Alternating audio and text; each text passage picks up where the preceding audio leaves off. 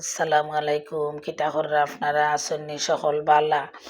তেও কতদিন বাদে মনে হইল মাছর ডিম দিয়া টেঙ্গা খাইতাম। তেও ওই দেখো মাছর ডিম দিয়া আমি বড়ই রানমু, বড়ই নয়া বড়ই যেটা উকাইছিলাম ওটা দিয়ে টেঙ্গা।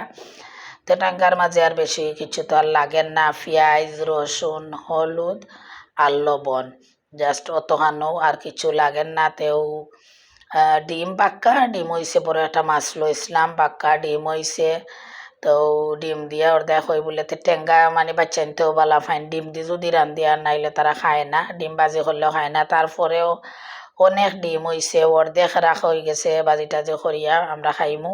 আর তারার লাগিয়া টেঙ্গা দিয়া ডিম দি রান্ধাম। তে কোন সিস্টেমে কিলা রান্ধাম দেখিলেও আপনারা আপনারা কিলা রান্ধন জানাইবা, একজনে হয়তো একলাখান রান্ধন।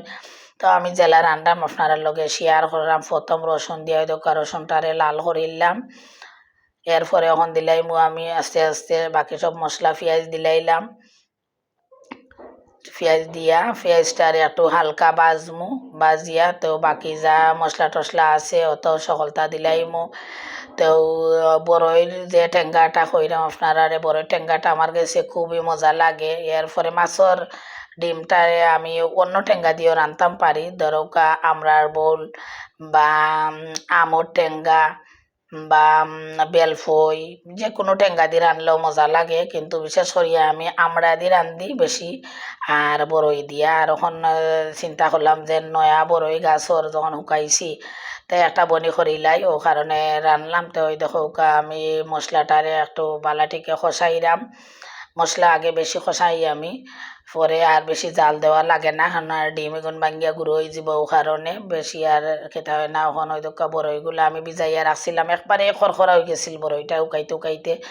তো বড়ইরে আমি ভিজাইয়া রাখিয়া 5 মিনিট পরে দোকান বাক্কা নরম হয়ে গেছে, তো বড়ইটারে দিলাইছি। আর টেঙ্গা আসলেও বেশি হয়ে যাব সালো, চিন্তা করছি যে বড়ই আরও 2-3টা যদি কম দিতাম তে আর একটু ভালো হইল নে। তো ওই দেখো বড়ইটারে আমি হালকা খসাইরাম, খসাইয়া একটু পানি দিলাইমু আমি, আর ওই দেখো একটু রসুন দিলাম আমি। অকল টেঙ্গা তো উপরে একটু রসুন দেই, টমেটো টেঙ্গা হৌকা, আমৰ টেঙ্গা হৌকা, বেলফুর টেঙ্গা হৌকা, যে টেঙ্গা হোক আমি সালো একটু রসুন দেই, কেননা রসুন দিলে টেস্টটা আর একটু বেশি বাড়ি যায়, ও কারণে আমি রসুনটা পরে আবার দেই। তো ও কারণে দিলাম। ওই দেখো বড়ইটা কিন্তু আমার নরম হয়ে গেছে, তো এখন আস্তে আস্তে একটু জল দিলাইলাম, ও জল দিয়া উতরানি বাদেও এখন আমি আস্তে আস্তে ডিম দিলাইমু।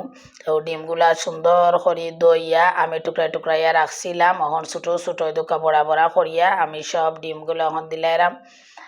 না ডিম দেওয়া মাত্র বেশি আর লাড়তাম না, ডিম যখন শক্ত হয়ে যাব তখন লাড়লে আর কোনো সমস্যা নাই, ও কারণে আমি আস্তে আস্তে দিলাম, যেন একটা লগে একটা লাগতো না, আর শক্ত হয়ে গেলে আর সমস্যা হইতো না কিচ্ছু। তো ওই দেখো আমি সব ডিম আস্তে আস্তে দিলাইছি। এখন আমার ডিমর টেঙ্গার তরকারিটা ওই যার উতরানি আছে, ডিমগুলো কি যা সুন্দর কালার হয়েছে, ওই দেখো আপনারা।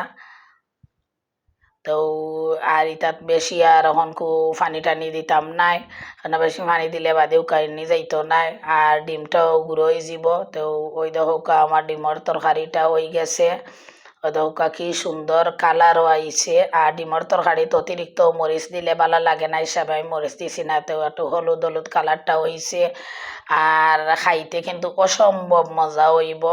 তো আপনারা কাছে আমার টেঙ্গার তরকারিটা কিলা লাগলো ডিম দিব রই দিয়া জানাইবা। সকল বালা থাকুক, আসসালামু আলাইকুম।